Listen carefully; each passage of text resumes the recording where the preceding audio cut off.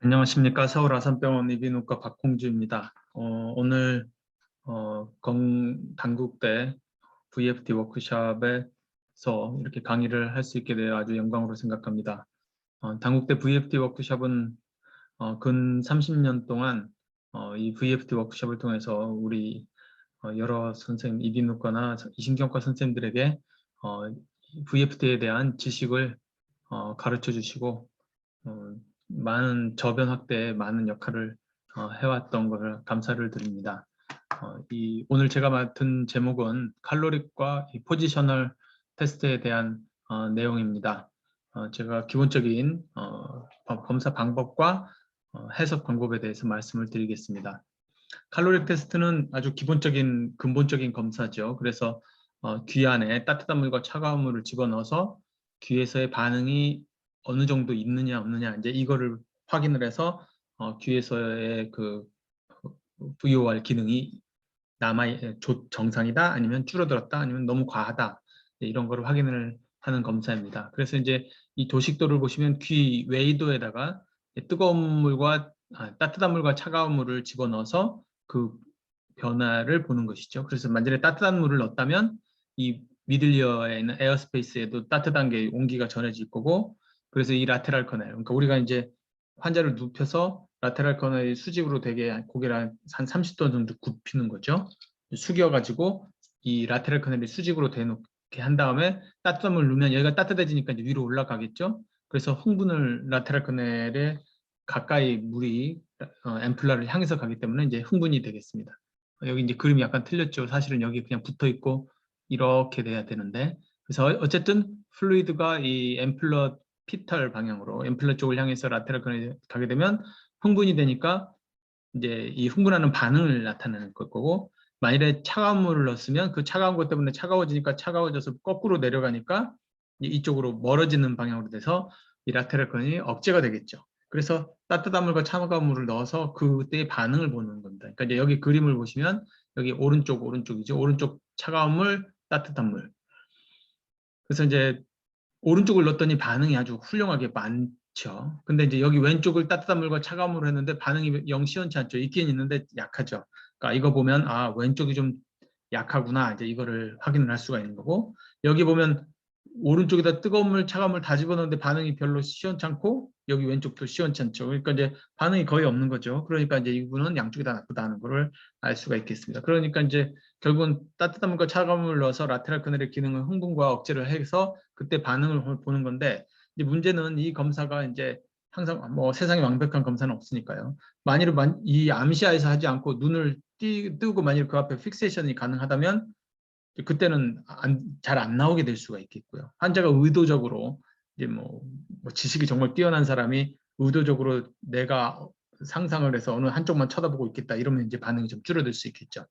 그 다음에 이제 사람의 귀가 일정하지 않기 때문에 그 귀에 따라서 변화가 있을 거고, 고막이 뭐 천공이 있다 그러면 결과가 아주 또 엉뚱하게 나올 수도 있습니다. 이제 다음에 이제 말씀을 드리겠지만, 그 다음에 이제 이게 페리페럴의 기능만을 보는 게 아니라 결국 컴펜세이션 된 브레인의 서킷의 VOR의 기능을 나타내는 거기 때문에 이제 뭐 귀의 페리페럴 기능만 한다, 이거는 이제 아니겠죠. 근데 이제 페리페럴의 기능을 주로 이제 한쪽을 자극할 수 있는 유일한 검사이기 때문에 이제 그런 장점이 되겠습니다. 그래서 이제 이 칼로리 검사하기 전에는 고막이 멀쩡한 걸 알아야 됩니다. 왜냐하면 이제 뜨거운 물과 차가운 물을 집어넣으면 고막에 이제 귀지가 많이 있으면 그 지저분한 게 안으로 들어서 염증을 유발할 수 있겠죠. 그래서 이제 고막이 잘 정상인지 안 좋은지 비정상인지 보고, 만일에 퍼포레이션이 있다면 그때는 이제 없다면은 이제 지저분한 거 청소하고 해야 되겠고, 있다면은 그때는 이 물을 사용하는 것보다는 이제 에어를 사용해야 되겠죠. 근데 이제 에어에 사용하는 이제 단점이 좀 있을 수 있습니다. 그 다음에 이제 눕혀서 고개를 약간 30도 이렇게 플렉션을 해서 하고요. 약간 이제 숙였죠. 완전히 눕힌 게 아니라 한 2, 30도 정도 숙여서 이 라테랄 커넬이 수직하게 하고, 그 다음에 이제 뜨거운 물과 차가운 물을 안에서 넣어서 이 안으로 고막에 닿도록 해야 하면 좋겠죠. 그래서 해서 이제 밑으로 흘러나오게 하면 여기서 이제 받아서 하게 되어 있습니다. 그래서 이제 따뜻한 물 30초, 그 다음에 반응이 좀 없어질 때까지 기다리고, 그 다음에 차가운 물 30초 하고 이제 하는데, 이제 그 순서가 이제 뭐 오른쪽에 콜드, 왼쪽에 콜드, 그다음에 왼쪽에 웜, 뭐 라이트 웜, 이 정도로 이제 이런 순서로 주로 많이 하는데, 왜냐하면 이제 방향이 움직이는 방향이 그러니까 카우스라고 해서 COWS에서 콜드는 아퍼짓 방향, 웜은 세임 방향 이런 말을 하죠. 그래서 이제 리스탐스의 방향을 왔다 갔다 하는 겁니다. 그래서 아이 무브먼트는 보통 이제 2에서 3분 정도 레코딩을 하게 됩니다. 이제 여기 보면 이제 그 일례를 나타내는 건데요. 그래서 오른쪽에 만일에 그러니까 오른쪽을 차가운 물을 넣었으면 차가운 물이 오른쪽이 억제가 되니까 이 오른쪽을 향하는 그 스판테니어스 니스함수가 생기니까 포지티브 밸류겠죠. 그 다음에 패스트 컴포넌트는 반대쪽으로 가고, 그 다음에 이제 오른쪽 웜을 하면 오른쪽이 흥분이 되니까 오른쪽이 흥분이 돼서 왼쪽으로 향하는 슬로우 컴포넌트의 아이 무브먼트가 생겼다가 오른쪽을 향하는 패스트 컴포넌트가 생기는 거죠. 그러니까 이제 오른쪽을 차가운 물과 뜨거운 물을 했을 때 이 방향이 이렇게 달라지는 걸 보실 수 있습니다. 왼쪽도 마찬가지로 달라지죠. 근데 이제 이 정도가 보시면 오른쪽으로 했을 때는 그 니스함수의 정도가 큰 걸 보면, 슬로우 컴포넌트가 큰 걸 보면 이 환자는 오른쪽이 굉장히 잘 반응을 하는구나.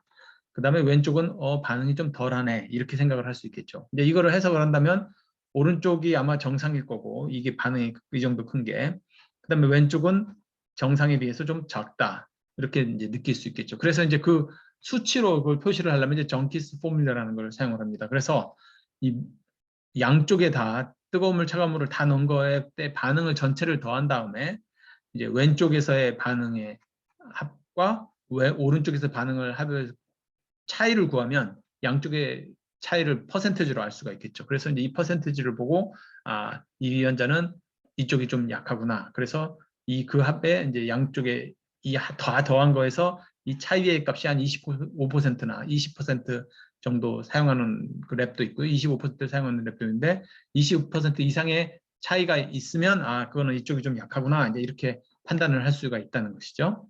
그다음에 이제 이걸 또 이제 해석하는데 또 중요한 거는 이제 나중에 이 다음에 아마 서명환 교수님이 뭐 로테이트 체를 하는 것 같은데 그거에 보면 이제 헤르츠라는 개념이 나오죠. 그러니까 이제 체어를 한쪽으로 돌렸다가 반대쪽으로 다시 돌렸다가 다시 제자리에 오는 거라 원 사이클이라고 하고, 그걸 1초에 한 사이클이 되면 1초 1헤르츠라고 하죠. 근데 여기에 보시면은 이거는 예를 들면 이쪽으로 한쪽으로 해서 한 150초 정도 관찰을 했으니까 150초 정도 한쪽으로 계속 돌렸다가 줄이고, 그 다음에 반대쪽으로 150초를 또 한참 돌렸다가 다시 줄이니까 결국은 300초 동안 한 사이클이 된 거죠. 그러니까 이 경우에는 의자에 만일에 앉혀서 이런 똑같은 반응을 유발을 시킨다면 한쪽으로 150초 동안 싹 사이노소이드하게 돌렸다가 멈추고, 반대쪽으로 또 150초 동안 돌렸다가 멈춘 거하고 똑같습니다. 그러니까 300분의 1초, 즉 0.03Hz 굉장히 낮은 프리퀀시에 스티뮬레이션을 가했다 이렇게 이제 추정을 할 수가 있는 거죠. 그러니까 이제 우리가 움직일 때 300초 동안 머리를 천천히 돌리는 사람은 없으니까 이제 어쨌든 피지올로직을 하진 않지만 어쨌든 한쪽에 귀를 자극을 시켜서 아주 낮은 프리퀀시의 VOR의 효과를 본다 이렇게 생각을 하면 좋겠습니다.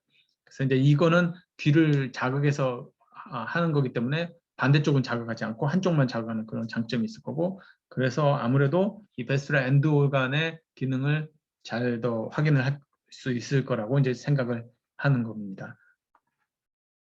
그 다음에 이제 양쪽에 다 문제가 있는 경우에는 방금 전에는 한쪽은 괜찮은데 반대쪽이 좀 줄어들었는데 여기 보시면 뜨거운 물, 차가운 물 넣어도 전혀 반응이 없죠. 그러니까 이제 이거는 거의 없으니까 이거는 진짜 아주 거의 컴플리트 바이러탈 커넬 파레시스인데 세상에 뭐 모든 사람이 엄청 좋고 없으면 없고 이건 아니고 중간에 다 적당히 있는 사람도 있겠죠. 그래서 이제 그 기준을 보통 이제 이 네 개 있는 반응을 다 합쳐서 뭐 8보다 작다. 이거 굉장히 스트릭트한 거고 한 20 디그리 퍼 세컨드보다 작다. 이런 경우에는 양쪽이 다 나쁘다. 이제 이렇게 추정을 이제 진단을 할 수가 있습니다. 이제 이런 진단은 뭐 이거 하나만 하는 게 아니라 이제 로테이트 체어도 하고 헤드 임펄스 테스트도 같이 해서 이제 확인을 하는 거고요. 이렇게 양쪽이 나쁜 경우에는 이제 뭐 우리 뭐 과거에 뭐 결핵 때문에 뭐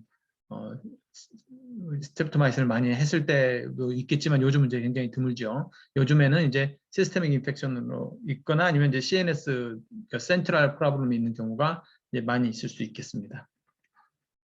그다음에 이제 디렉셔널 프리판더런스라는 게 있는데요. 디렉셔널 프리판더런스는 과거에 어느 한쪽으로 이제 많이 이제 간다는 얘기죠. 그냥 그렇게 이제 이 이름상으로 보면. 이제 예를 들면 이제 가장 흔한 이유는 스판테니어스 니스함수가 있을 때입니다. 이제 여기에 보시면 예를 들면요, 오른쪽을 딱 차가운 물과 따뜻한 물을 넣었을 때 변화가 별로 없죠. 그리고 기본적으로 이 오른쪽으로 하는 슬로우 컴포넌트에 10 degree per second의 스판테니니스 함수가 있는 겁니다. 그러니까 이 사람은 오른쪽을 향하는 스판테니스머스가 슬로우 컴포넌트가 있으니까 이 사람은 오른쪽에 베스트나 누라이티스일 가능성이 높겠죠. 오른쪽이 뭐 망가진 것 같죠. 그 다음에 이제 왼쪽을 자극을 하면 왼쪽은 그나마 정상일 가능성이 높으니까 왼쪽을 자극하면 따뜻한 물과 찬물의 반응이 있습니다. 그러니까 이제 그런 이걸 보면 이 사람은 왼쪽은 그나마 정상이고 오른쪽은 뜨거운 물 차가운 물 아무리 넣어도 스판테니스머스가 변화가 없기 때문에 거의 없기 때문에 이 사람은 이 오른쪽이 많이 망가졌구나. 근데 그 스판테니스가 너무 세니까 모든 니스타무스가 다 왼쪽을 향하는 거죠. 스플로우 컴포넌트가 오른쪽 포지티브니까요.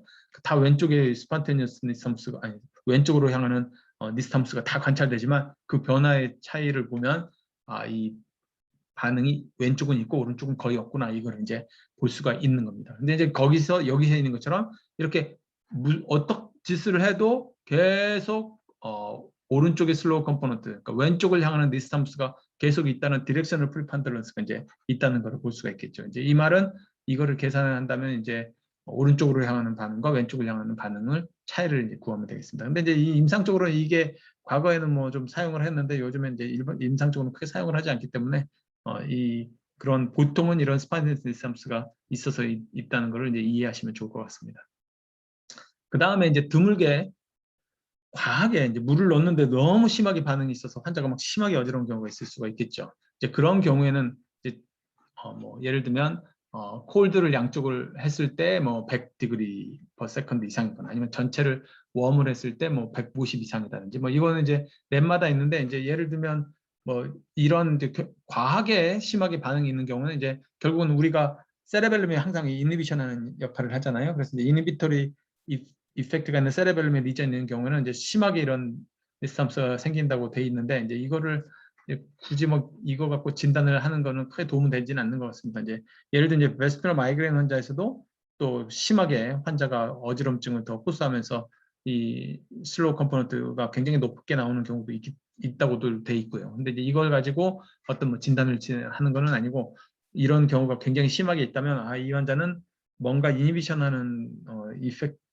효과가 좀 세레벨럼이 에브노멀리티가 있을 수도 있겠구나. 이제 이거를 추정을 하시면 되겠습니다. 그 다음에 이제 아까 말씀드린 것처럼 이제 칼로리계 반응이 굉장히 특이한 경우가 있습니다. 이제 조금 전에 말씀드린 스판테니스 너무 셀 경우에는 뜨거운 물, 찬물 넣어도 항상 니스탐스의 방향은 똑같지만 그 차이가 다를 수 있다. 이거를 볼 수가 있고요. 그 다음에 이제 그러니까 팀파닌 멤브레인 퍼포레이션이 있어서 물을 못 쓰고 이제 따뜻한 에어를 쓰거나 차가운 에어를 쓸 경우에는 항상 문제가 있을 수가 있습니다. 이제 예를 들면 퍼포레이션이 있을 경우에는 밖에서 뜨거운 바람을 집어넣더라도 이 뜨거운 바람이 이 고막 안쪽으로 둬서 이 라테랄 커넬에 있는 이 습기가 다 있지 않습니까? 뮤코사에 다 시크리션이 있으니까 그 물 때문에 이베프레이션이 되면서 따뜻한 공기를 넣었음에도 불구하고 여기가 차갑게 돼버립니다. 우리 마치 물을 뿌려놓으면 뭐 굉장히 여름에 물 뿌려놓으면 시원해지는 거랑 똑같은 거죠. 기화를 되면서 열을 뺏어가는 거니까요.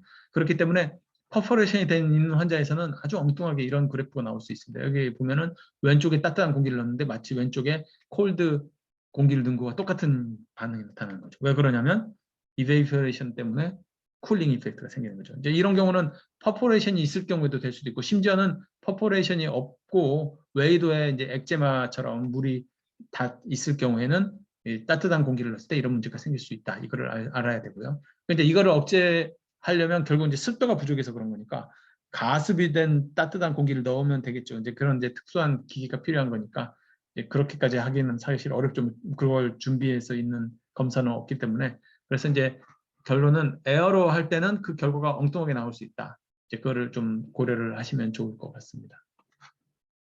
그다음에 이제 또 하나 이제 뭐 알아야 되면 좋은 게 이제 비주얼 픽세이션인데요.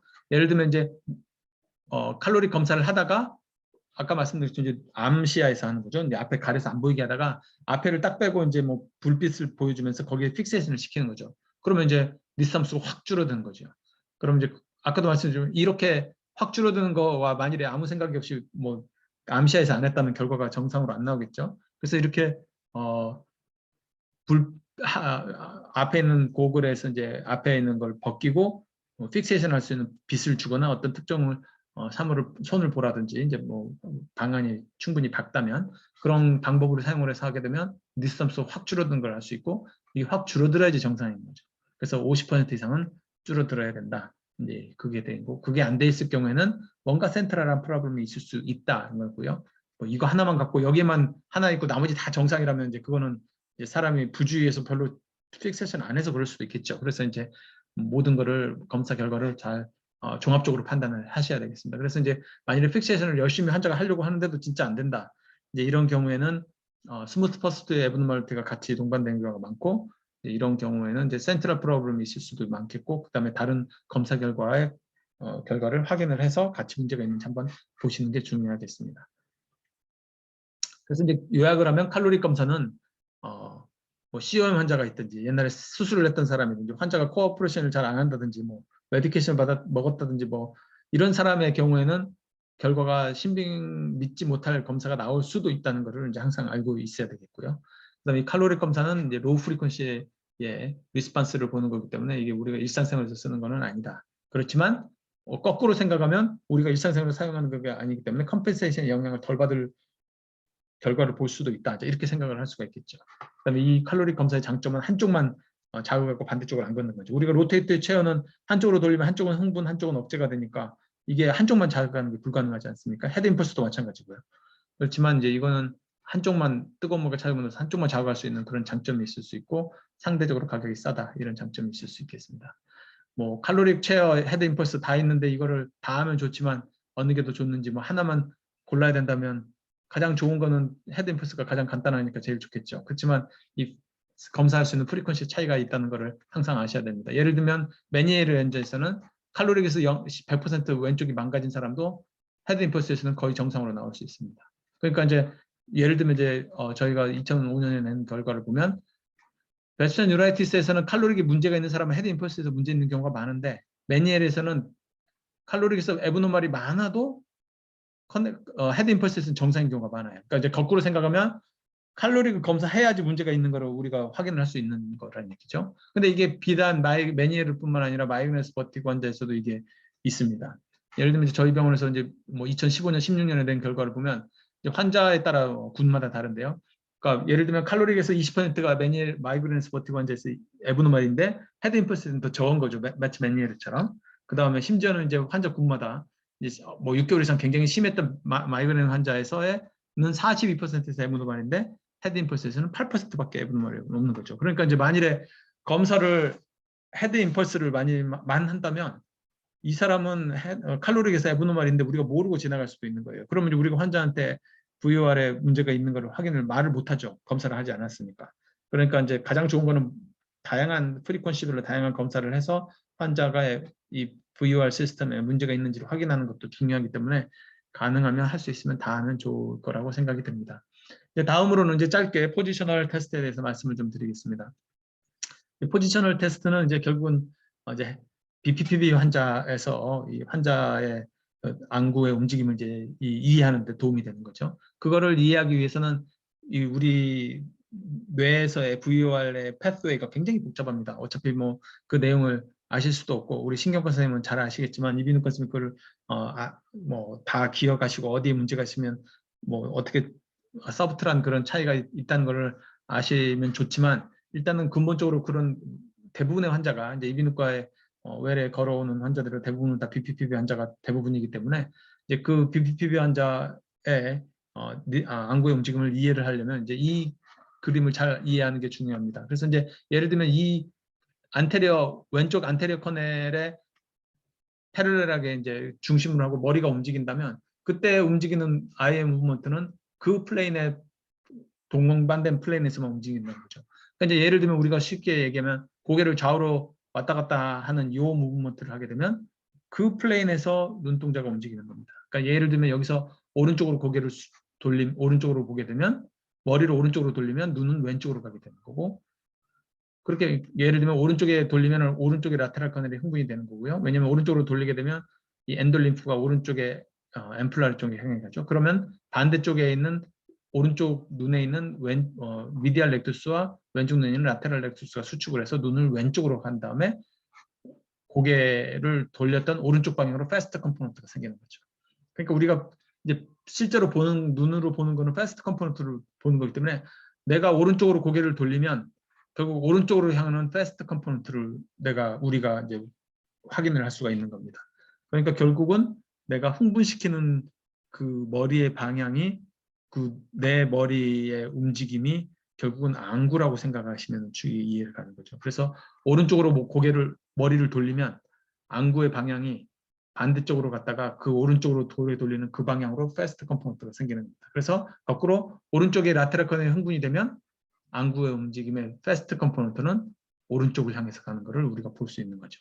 그러면 거꾸로 이제 오른쪽에 포스테리어 커넬에 BPPV가 있다고 상상을 한다면 오른쪽에 딕솔 팔크를 했다고 생각하면 오른쪽에 있는 딕솔 팔크를 오른쪽에 돌멩이가 있을 때 하면 오른쪽에 흥분이 되죠. 그럼 오른쪽에 흥분이 됐다는 얘기는 오른쪽에 포스테리어 커넬의 를 자극하는 방향으로, 그러니까 머리를 내가 시계 방향으로 오른쪽 뒤를 향해서 이제 누웠다는 거죠. 우리 오른쪽 딕솔 파크를 한 거죠. 그러면 머리의 움직임이 오른쪽을 향해서 뒤로 가는 거죠. 그러면 머리의 움직임과 똑같이 반대로 안구는 다운워드를 했다가 업워드로 바뀌겠죠. 그러니까 오른쪽이 흥분이 되면 업비트의 오른쪽을 향하는 니스타무스가 생기는, 토션을 하는 니스타무스가 생기는 겁니다.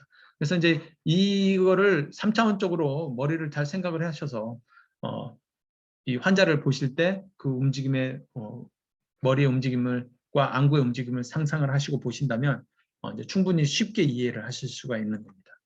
그래서 이제 이게 그걸 정리되는 거죠. 그래서 호리존탈 커넬을 흥분을 시켜서 오른쪽으로 돌렸으면 그 패스트 컴포넌트는 오른쪽으로 향하는 디스턴스가 생겼겠죠. 그다음에 오른쪽에 포스테리어 커넬을 흥분하는 거를 했다면 어버드의 오른쪽을 향하는 토셔널 컴포넌트가 생길 겁니다. 그래서 이게 그걸 정리를 한 건데요. 이제 이게 표가 복잡해 보이지만 결국은 그런 근본적인 생각을 하시고 이제 보시면은 충분히 이해를 하실 있을 거라고 생각이 됩니다. 그래서 이제 BPPV는 이제 다음에 이제 나올 거고요. 그래서 이제 마이너 서든 히어링 로스가 있는 서든 베스티뷸라 로스가 펑셔널 로스가 있는 VN 같은 경우에는 한쪽이 이제 망가지게 되면 반대쪽을 향하는 이제 패스트 컴포넌트가 토셔널 컴포넌트가 계속 생기는 거죠. 그래서 이제 예를 들면 이런 환자 만일에 한쪽에 VN 환자가 있다면 그 환자는 이제 스판테니스함스가 오른쪽을 향해서 이제 여기 예를 들면 이제 오른쪽에 계속 향하고 있죠. 그 오른쪽을 향하는 거는 왼쪽이 망가져서 왼쪽으로 갔다가 오른쪽을 향하는 거가 되겠죠. 그러니까 왼쪽에 VN 환자가 되겠습니다. 그래서 오른쪽으로 계속 니스타무스가 있어요. 그래서 이제 이 환자의 경우는 왼쪽에 딕소일 팔크를 해도 오른쪽을 향하고 그 다음에 오른쪽을 향해서 니스타무스를 해도 계속 오른쪽을 향하죠. 왜냐하면 변화가 없죠. 왜냐하면 근본적인 양쪽의 차이가 이 베스트라 임밸런스 때문에 항상 오른쪽의 토셔널, 호리전탈, 오른쪽 토셔널한 니스타무스가 계속 유지가 되니까 무슨 짓을 해도 계속 그 니스타무스가 유지가 된다. 근데 이제 물론 이게 조금만 며칠이 지나서 컴pen세이션이 되거나 아니면 뒤 안에 이제 돌멩이가 떨어져서 문제가 생긴다면 우리 이제 VN 환자에서 BPP가 많이 생기지 않습니까? 이제 그런 경우는 시간이 지나면 이제 BPP에 의한 니스타무스가 생기면 이제 달라질 수 있지만 근본적으로는 이러한 스판텐진 니스타무스가 변하지 않는다. 이거는 이제 잘 알고 계실 거라고 생각이 됩니다. 이제 그렇지만 이제 가만히 있을 때는 멀쩡하다가 우리가 눕혔을 때 이제 안구의 움직임이 생긴다. 이제 이러면 그 안구의 움직임을 잘 보게 되면 어느 플레인에 돌멩이가 있다는 걸 알 수가 있는 거죠. 이제 이 경우에는 뭔진 모르지만 어쨌든 뭐를 했는데 없던 사람이 이렇게 오른쪽으로 향하는 호리전탈 컴포넌트가 있다면 이 사람은 호리전탈 커넬에 뭐가 있구나. 그걸 알 수가 있겠죠. 그 다음에 이 경우에는 잘 보면 업비트의 토셔널 컴포넌트를 여기서 왼쪽으로 향하는 게 돼 있죠. 그러니까 이 사람은 업비트의 왼쪽으로 향하는 니스타무스니까 이거는 버티컬 커넬에 문제가 있을 수 있겠죠.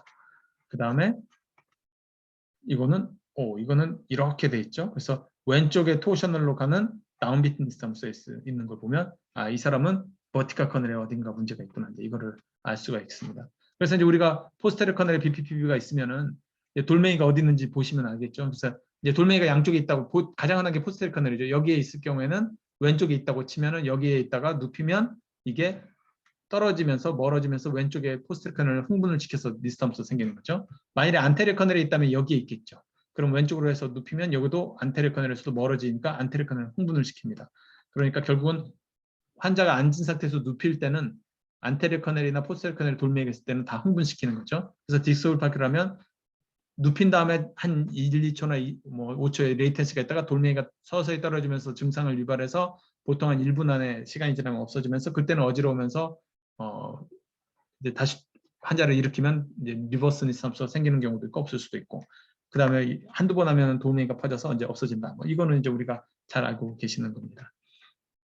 그 다음에 이제 호리존탈 커넬에 문제가 있을 경우에는 오른쪽 왼쪽에서 이제 지오트로픽이나 아퍼지오트로픽이냐를 이제 이해를 하시면 되고요. 만일에 이제 지오트로픽이라면 앉은 상태에서 눕혔으면 여기 있던 게 눕혀서 이제 왼쪽으로 돌리면 여기 있던 게 왼쪽으로 돌리게 되면 이 앞으로 이렇게 가겠죠. 그렇게 되면 왼쪽을 흥분을 시키니까 이거는 왼쪽을 더 흥분을 시켜서 왼쪽으로 향하는 니스타무스가 생길 거고, 반대쪽은 좀 더 약하게 되는 거죠. 그래서 똑같이 지오트로픽인데 좀 더 약하게 생겨서 이제 왼쪽이 더 심하다. 심할 경우에는 왼쪽에 커넬로리트 BPPB가 있다. 이제 이거를 쉽게 알 수가 있습니다. 이거가 이제 헷갈릴 수가, 어느 쪽이 양쪽을 했을 때 차이가 잘 모른다면 이제 여기 있는 것처럼 지오트로픽에서 바우 앤 린 테스트라고 하죠. 그래서 바우를 해서 고개를 숙이게 되면 앰플로 피타를로 향하게 돌멩이가 되기 때문에 이쪽이 세지면은 오른쪽에 돌멩이가 있구나. 이거를 이제 우리가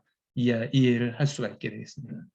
앞으로는 이제 거꾸로가 되겠죠. 그래서 이제 이렇게 뭐 복잡하게 돼 있지만 그거를 한목적적으로 잘 이해를 하셔서 환자를 보실 때 그 판단을 하시면 좋을 것 같습니다. 그래서 이제 지금 같으면 이제 충분히 이해를 하실 수가 있겠죠. 그래서 이제 이렇게 호리존탈 커넬인데 오른쪽으로 했을 때 저렇게 돼 있다면 오른쪽 커넬의 BPP가 되는 거고, 그다음에 왼쪽에 포스테리어 커넬이 있을 경우는 업비트의 이 왼쪽을 향하는 니스타무스가 있을 거고, 안테리어 커넬에 문제가 있다면 다운비트의 이 왼쪽을 향하는 이거를 보시면은 이제 이게 여기 돌멩이가 있구나, 이제 이거를 이해하실 수 있을 거라고 생각이 됩니다.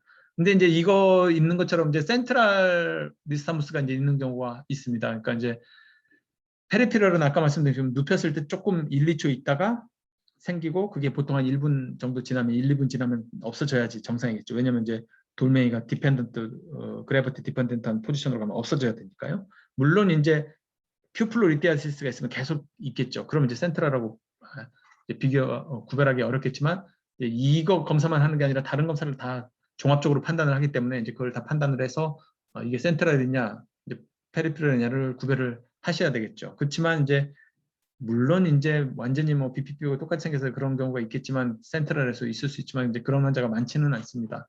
그래서 이제 센트럴의 경우에 좀 특징을 보면, 예를 들면 내가 딕스홀파이크를 했는데 호리존탈 커넬의 돌멩이가, 그러니까 플레인의 무브먼트가 생겼어요. 그럴 경우에는 호리존탈 커넬의 BPP일 가능성이 더 높은 거죠. 이제 그거에 맞춰서 확인을 해봐서 커넬로면 커넬로, 큐플로면 큐플로의 치료를 해보고, 근데 계속 해결이 되지 않고 그러니까 뭐 계속 커넬로 같으면 없어지니까 이건 커넬로 가능성이 많겠죠. 근데 이제 큐플로가 계속 지속이 된다면 그때는 이거는 센트럴일 수도 있겠네 이제 생각을 하지만, 일단은 다른 검사를 다 확인을 해보고 피지컬을 다 해봤는데 다른 게 없으면 이제 BPP일 가능성이 높으면 이제 그거에 대해서 치료를 하면 되는 거죠. 그래도 이제 여전히 한두 번 했는데 안 된다, 이럴 경우는 이제 센트럴 생각을 할 수 있겠습니다. 그 다음에 이제 뭐 예를 들면 뭐 픽세이션이 안 되는 게 있거나 아니면 뭐 롬보그가 안 되든지 뭐 아니면 다른 헤드 임펄스에 문제가 뭐 안 되든다든지 뭐 게이지 복구가 있다 니스타무스 있다 이러면 이제 그냥 센트럴 쪽으로 더 의심을 하겠죠. 그 다음에 이제 별로 니스타무스 없는데 굉장히 심하게 토한다, 이런 것도 이상하죠. 왜냐하면 BPPB는 니스타무스 있으면서 어지러워야 되니까. 그래서 이러한 다양한 특징을 비교를 해야 되겠고요. 센트럴은 이제 레이턴스가 없는 경우도 있고 아니면 너무 오래 긴 경우가 있고, 그 다음에 스판테니어스하게 리커버리가 거의 없고, 그 다음에 세레벨레나 브레인스템에 다른 사인이 동반이 되거나 그런 경우가 많고, 그 다음에 치료에 효과가 없을 경우, 이런 경우에는 센트럴도 고려를 해볼 수 있고, 대부분이 다 이 포스트 벤트를 주변에 문제가 있는 걸로 확인이 됩니다. 그래서 이제 대부분은 BPPB지만 이제 이거 하나만 갖고 진단하는 게 아니라 다른 여러 가지 피지컬, 뭐 크레니얼 러브도 볼 수도 있고, 롬버그도 볼 수 있고, 뭐 세레벨라 테스트도 있고, 여러 가지 테스트를 종합을 해서 환자를 판단을 하시면 좋을 것 같습니다. 그래서 이상으로 요약을 말씀드리면 칼로릭은 기본적인 검사로서 한쪽을 자극해서 이 귀의 기능을 검사를 확인하는 거고, 포지셔널 테스트는 이 머리를 움직여 가지고 그 돌멩이가 있든지 아니면 다양한 애브노말리티가 있는지 없는지를 확인을 해서 이게 어떤 문제가 있는지를 확인하는데 도움이 될 거라고 생각이 됩니다. 이상으로 제가 준비된 말씀을 다 드렸고요. 경청해 주셔서 감사드립니다.